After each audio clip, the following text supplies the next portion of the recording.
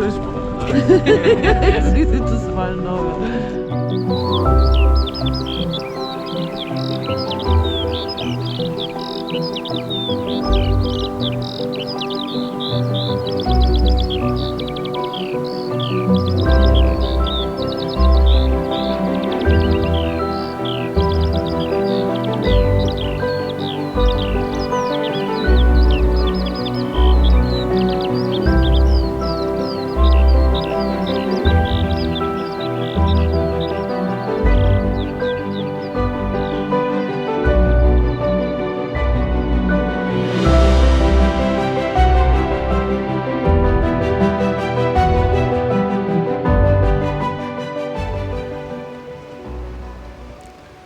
So, Mara, you brought us to the Gloup. What an amazing place this is. Isn't it just? Yeah, it's something very special here. Yeah, I've never been here. I've never been here before. Lucky enough to have been on Stroma a couple of times before. Every time I come back, I've just got more and more appreciation for the place. Okay. Yeah. Well, we don't have many places like this around the coast of the British Isles. And we need to remember that we're not actually at the edge of the cliff here. How far is it out to the cliff? So it's actually about 250 metres away from the cliff in that direction. That's quite a quite a distance. Yeah, okay. So what we have here is likely to be a collapsed sea cave. Okay. And perhaps we can see some of the evidence for that collapse behind us. So you've pointed out that there's this really sheer face at the back of the Gloup, and then we've got this accumulation of blocks down at the bottom, all very angular, and it looks as though that whole part of the cliff face has fallen away. So this is a very active landform. There's lots going on here, and well, we need to walk around and have a look. Sounds good.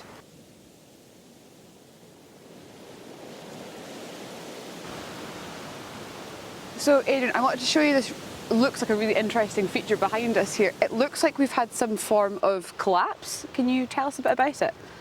It certainly does look. It does. There's a lot of rock on the floor down there, and we can see the contrast between the angle that the rock is lying on the floor of the Gloup, and then of course the more normal angles around the side with horizontal bedding. And we can see that there's a block at the top here which is slightly tilted, but this has really slid out from the wall.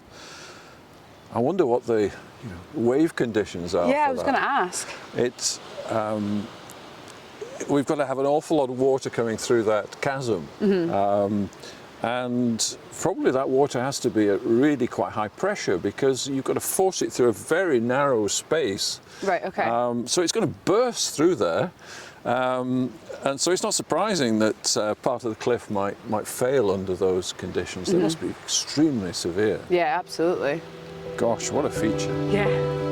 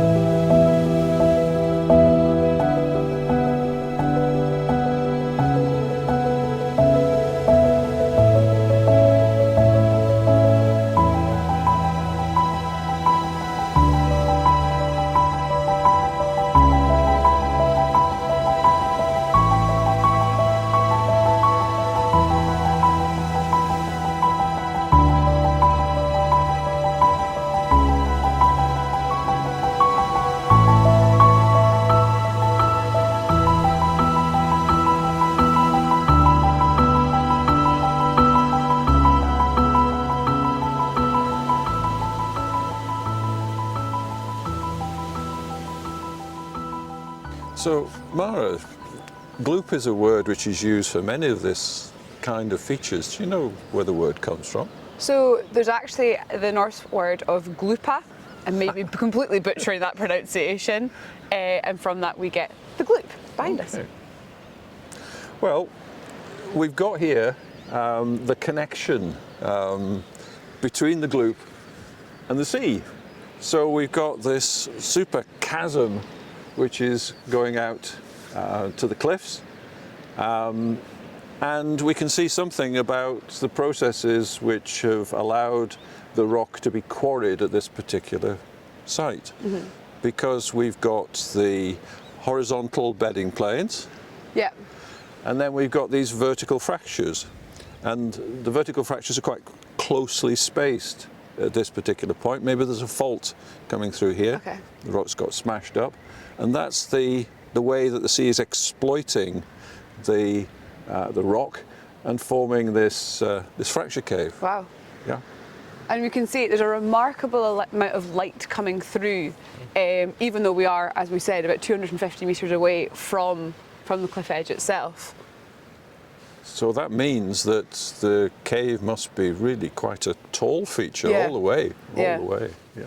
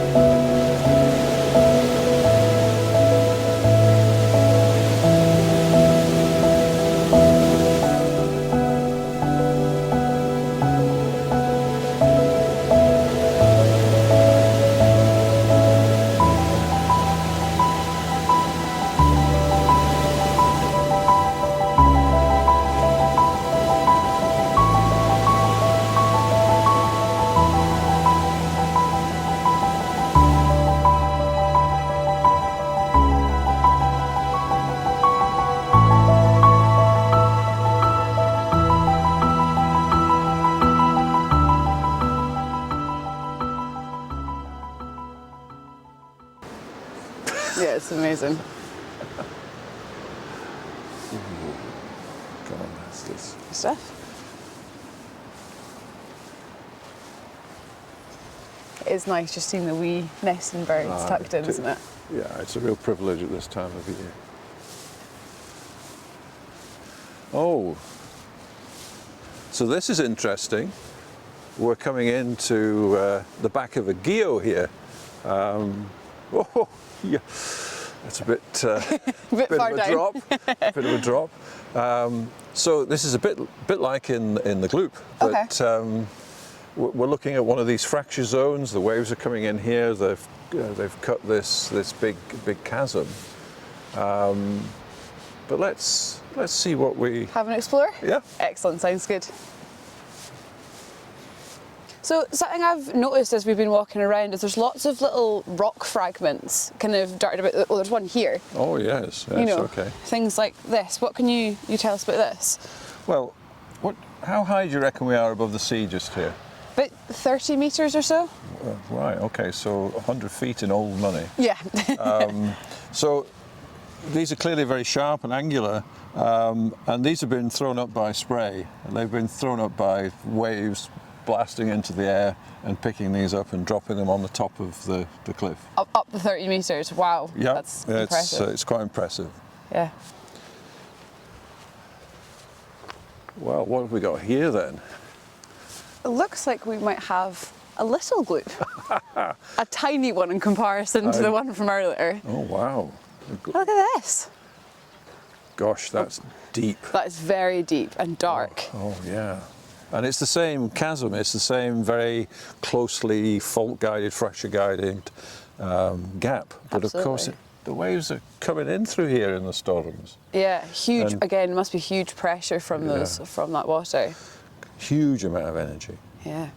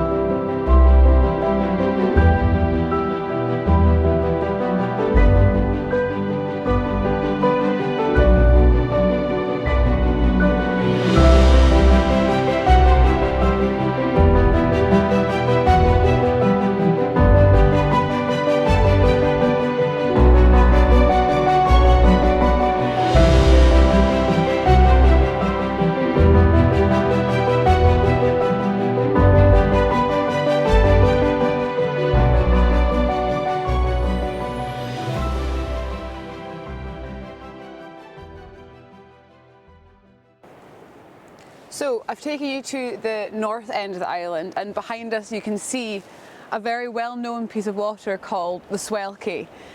So what we've got is a huge rush of water coming in here from the North Sea at the turning of the tides. And we can see some really fast-paced water at the top, but underneath is where all the magic is happening, if you want to call it. It'll be completely tumultuous with all the currents coming together from different little bodies of water. So we've got a whirlpool here, yeah? Yes, we do. Yeah. You can't see it so defined at the moment, but you can definitely get a sense of how dangerous this water is just with this pace of water coming through. So it's another sign of the power of the sea here on... Absolutely, absolutely.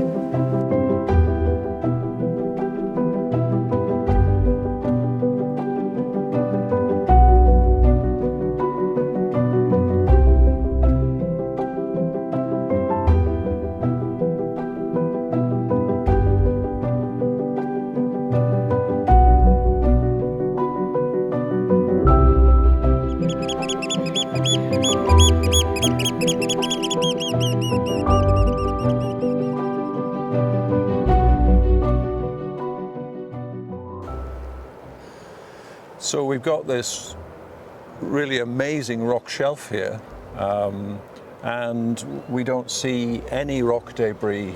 No, there's nothing at all. So it must be swept clear of any debris and any rocks during storms. And it's a reminder that the most powerful periods of wave activity are during big storms. So you found some information on Stroma about a big storm. Absolutely. But a long time ago. A long, long time ago, yes. The storm of 1862. 1862, okay. Would you like to hear the passage? The source of that, where was it from? Alexander Geekie. Oh, Geology of Scotland. Very good. So the passage goes, the great storm of 1862 swept the sea over the north end island of Stroma. Which is where we are. Which is exactly where we are. And redistributed the ruin heaps here. So the waves ran bodily up and over the vertical cliffs on the west side, 200 feet in height. 200 feet? So loading portions of wrecked boats, stones and seaweed onto the top.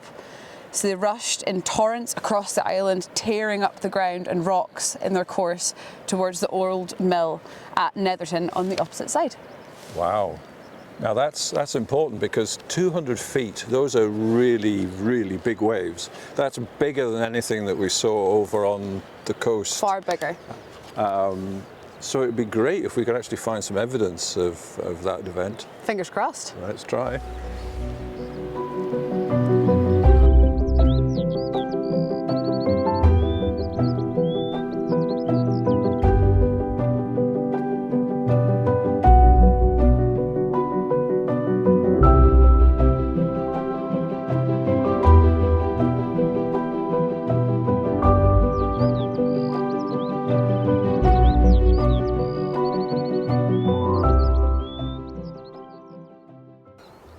So we have another platform here swept clear of debris, and then we've got all these rocks which have been brought up to the back of the platform, and we're exposed here fully to the might of the Atlantic storms. Yeah. This is where the big waves are coming in, and I think a lot of these blocks are basically moved by storm waves. Okay.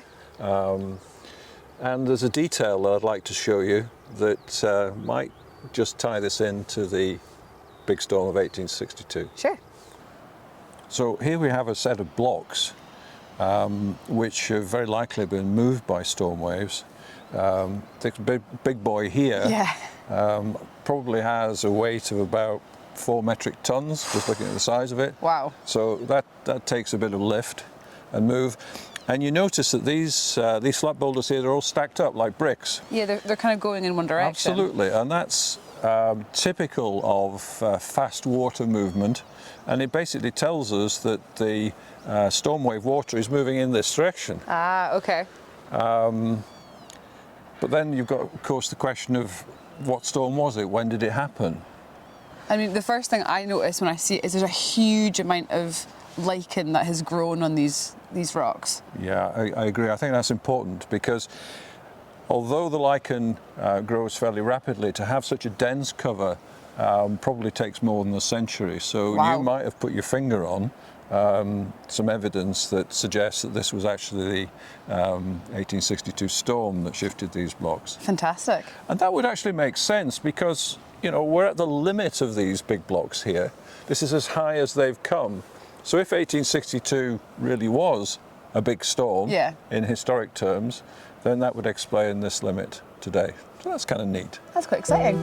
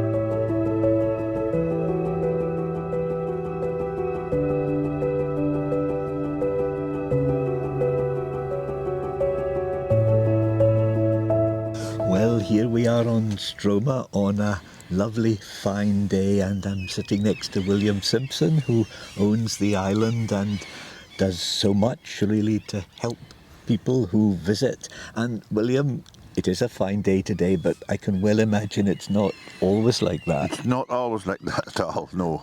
Well, as you can see, your harbour wall here has been that was a storm here a few years ago, and then there's big lumps of concrete up in the beach here. We had to pull it away because we couldn't get in with our boats because it was all in the entrance here. So yeah, it's not always like this. In the old days, that would have been a real problem for the people living on the island. But they were used to it, though. I mean, they knew, of course it would be a problem, but I mean, they had everything they needed and plenty of it. So there were shops, they had a postal service, post boat that went back, but it was all their own transport. There was nothing like my grandfather always said, if they had a service like what the Orkney has, the Hoy Head, he might never have left the island. But there was no service here at all other than their own. Of course, the final group of people left, was it back in the 60s? It was the last people left in the early 60s, but it was mainly mid-50s. A lot of people said it was because of Dunry, there was plenty of employment on the mainland, but myself personally, I think it was really because of his secondary education. My father did all his schooling in Stroma, but his younger brothers had to be shipped over to the mainland to stay in Wick with relations to go to Wick High School. And when that started happening, obviously kids, in the winter time obviously, couldn't get home very often, and then what happened is the parents were missing their kids, the kids was missing their parents, so they left, because all the people in Stroma were tenants, so they didn't own their properties, they were tenant crofters and fishermen, so they left to be on the mainland with their families, and that was the main reason, I think. It's just because there was secondary education, couldn't do it on Stroma. I was just trying to picture what life would have been like here when the population numbers were at their peak, because there would have been, like, at the peak, several hundred people. Oh yeah, there was about the 300 and odd at its highest.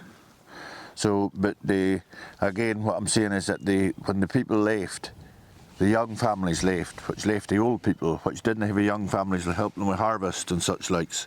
So it was just the beginning of the end, really, for the island. But when there was a big community on it, I'm sure it'd be Stroma was not remote in the days of horse and cart. It only became remote when transport became better. The motor car came along and the buses. Where they could sail, like Stroma people sailed a lot to Orkney. They used to winter their boats in over at Orkney Hoy side. What's that island? Swetha. Was it Swetha? There's a bay here at the East Lanker. They winter their boats, tie them up, lash them all together, and leave them here for the winter. So Stroma people would be well travelled in the real olden days when they could sail with their boats till Thurso Wick and come home with tons of stuff. Whereas a horse and cart, you couldn't go very far or carry much stuff. So they were well travelled, but when the days of the motor car came along and the modern transport, that's when this became remote then. And yet, just standing in it and looking around at this panoramic view, somehow Stroma seems in the very centre of things. Yes, I suppose, really, but it's quite a lightsome place to be because it's like being in the middle of a roundabout. We've got ships passing from on the north side and fishing boats on the south side, so there's plenty to see. Well, it's a great place to visit. Thank you very much indeed, William. We've really, really enjoyed the day here. That's good. That's good.